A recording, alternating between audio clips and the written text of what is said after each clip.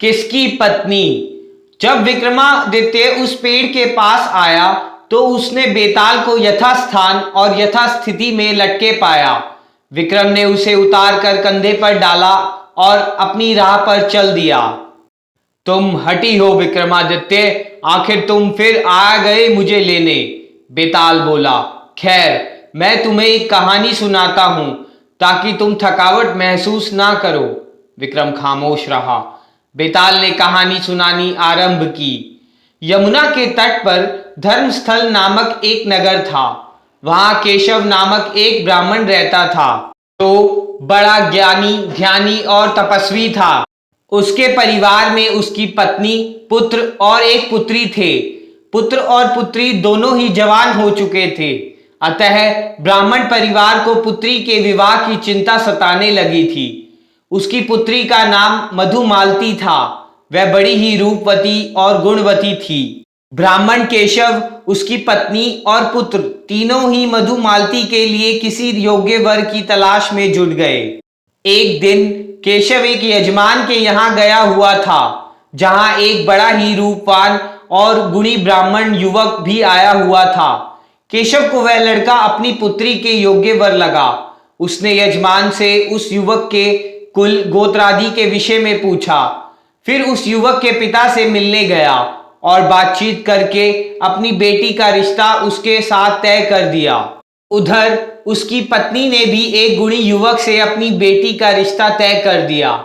ईश्वर की करनी देखिए कि उसी दिन उसके भाई ने भी अपनी बहन का रिश्ता तय कर दिया। उसका होने वाला बहनोई उसका मित्र ही था। उसी दिन शाम को जब पूरा परिवार एकत्रित होकर बैठा तो सभी के चेहरे तनाव मुक्त और प्रसन्नता से खिले हुए थे। ऐसा लगता था मानो सभी के दिलो दिमाग में एक भारी बोझ उतर गया हो। केशव ने सबसे पहले कहा, आज मैं तुम सबको एक खुशखबरी सुनाऊंगा। मेरे पास भी आपको सुनाने को एक खुशखबरी है, केशव की पत्नी बोली। माँ पिताजी, मैं भी आपको आज एक ऐसी खुशखबरी सुनाऊंगा कि सुनकर आपकी सारी चिंताएं दूर हो जाएंगी, ब्राह्मण का पुत्र बोला। मैंने अपने एक मित्र के साथ बहन का रिश्ता पक्का कर दिया है। अरे, ब्राह्मण चौंका। एक सुयोग्य युवक के साथ मैंने भी उसका रिश्ता पक्का कर दिया है। मैं भी आपको यही बताना चाहती थी कि एक सुयोग्य व गुणी युवक के साथ मैंने भी अपनी मधुमालती का रिश्ता पक्का कर दिया है। यह सुनकर तीनों स्तब्ध रह गए। अब क्या होगा? यह तो नई मुसीबत खड़ी हो गई। अब किस वर को इनकार करें और किसे स्वीकार करें? इत्तेफाक की बात तो यह थी कि तीनों ने एक ही दिन बारात ले आने के लिए लड़के वालों को बताया था। आखिर विवाह की तिथि आ गई, किंतु कोई निर्णय ना हो सका। पूरा परिवार एक अजीब से धर्म संकट में फंस चुका था। शाम होने पर तीनों वर्ग भी अपने अपने संबंधियों के साथ उपस्थित हो गए। तीनों ही मधुमालती के से विवाह करने का दावा करने लगे। मधुमालती की खूबसूरती देखकर तो वे दावे और भी अधिक प्रबल हो उठे। उधर मधुमालती भी उन तीनों युवकों से प्रभावित दिखाई दे रही थी। तीनों ही गुणी, बुद्धिमान और रूपवान थे। किसको वरूं वह स्वयं हैरान थी।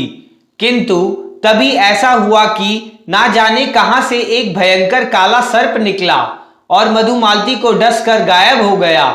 काला सर्प उसका काल बनकर आया और सारे विवाद पर विराम लगा दिया। मधुमालती अगला सांस भी नहीं ले पाई थी कि किस्सा खत्म। चारों ओर हाहाकार मच गया। वे तीनों युवक एक प्रकार विलाप करने लगे, मानो उनकी ब्याहता मर गई हो। मगर अब रोने पिटने से क्या होना था? अब तो किस्सा ही खत्म हो गया था। समाज बिरादरी ने मिलकर मधुमालती का अंतिम संस्कार कर दिया। उन तीनों युवकों में से एक का नाम माधव था, दूसरे का वामन और तीसरे का मधुसूदन था। माधव नामक युवक ने मालती की चिता ठंडी होने के बाद उसकी हड्डियां एक पोटली में बांधकर अपने पास सुरक्षित रख ली। वह वन की ओर चला गया और तपस्या करने लगा। वामन नामक युवक ने मधुमालती की राख एक पोटली में बांधी और वहीं एक कुटिया बनाकर रहने लगा। मधुसूदन भी साधु वेश धारण करके वनों को निकल पड़ा। मधुसूदन भ्रमण करता एक नगर में जा पहुंचा जहां वह एक तांत्रिक के घर ठहर गया। तांत्रिक देर रात गए अपने घर भोजन करने आया तो किसी बात पर वह अपनी पत्नी से क्रुद्ध हो उठा। उसी गुस्से में उसने अपने बच्चे को उठाकर चूल्हे की आग में झोंक दिया। लड़का जलकर मर गया।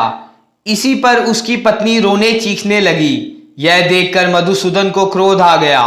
वह अपने आसन से उठा और क्रोधावेश में बोला, मैंने तो आप लोगों को धर्मात्मा और सज्जन समझकर यहाँ रुकने और भोजन करने का मन बनाया था, किंतु तुम तो एकदम दुष्ट हो। ऐसा भी क्रोध किस काम का कि अपने बच्चे को ही तुमने आग में झोंक दिया।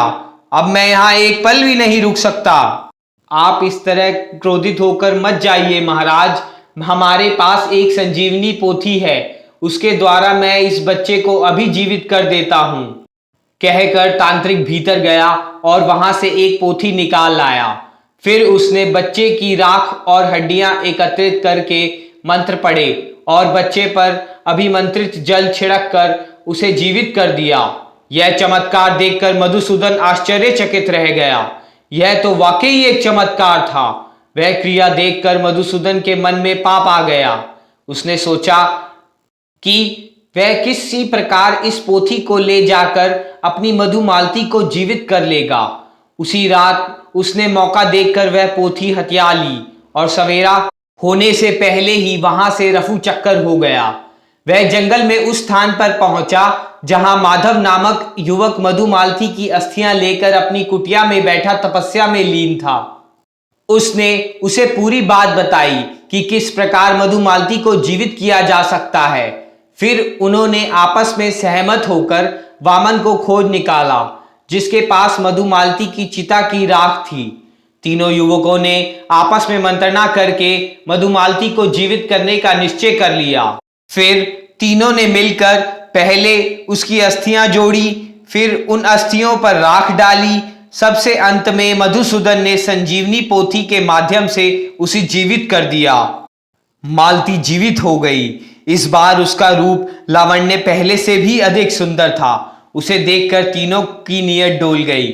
उस पर तीनों ही अपनी अपनी पत्नी होने का दावा करने लगे। मधुसूदन का तर्क था कि उसने संजीवनी पोथी लाकर उसे जीवित किया है, अतः मालती पर उसका अधिकार है। वामन का कहना था कि यदि वह राख संभाल कर ना रखता तो भला यह कैसे जिंदा हो पाती। माधव का कहना था कि यदि उसके पास उसकी अस्थियां ना होती तो भला मालती को कौन जीवित कर सकता था। तुम ये बताओ विक्रम कि वास्तव में मालती किसकी पत्नी हुई। विक्रम कुछ देर खामोशी से कुछ सोचता रहा, फिर बोला, मेरे न्याय के अनुसार मालती को वामन की पत्नी होना चाहिए।